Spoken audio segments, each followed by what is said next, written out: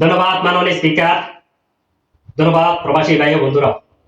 দুঃখিত আমার সংসদে ভাই বোনদেরকে আমি ধন্যবাদ জানাতে পারলাম না। তারা আমরা প্রবাসী নিয়ে কোনোদিন কোনো কথা বলতে দেখি নাই, 3 মাস হয়ে গেছে। মাননীয় স্পিকার, আমার একটাই দাবি, একটা প্রবাসী মাত্র কোনো একটা দুর্ঘটনার শিকার হলে বাংলাদেশ সরকারের কাছে একটাই দাবি, তার যেন দ্রুত চিকিৎসা করার ব্যবস্থা করুক।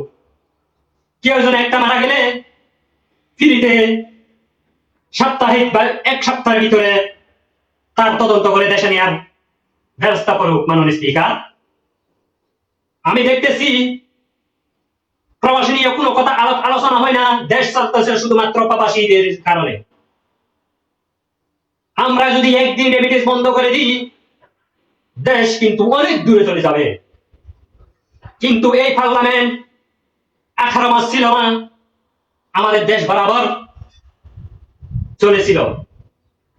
এই পার্লামেন্ট 18 মাস না থাকার কারণে আমরা সবাই সুখে ছিলাম, কিন্তু একদিন রেমিটেন্স না পাঠাইলে দেশের মানুষ না খেয়ে মরবে। মাননীয় স্পিকার, আমার শুধুমাত্র একটাই দাবি, প্রবাসী ভাইরা কখনো কিছু চায় না, শুধুমাত্র একটাই দাবি, প্রবাসী ভাই অসুস্থ হলে তাদের চিকিৎসা করার ব্যবস্থা করুক।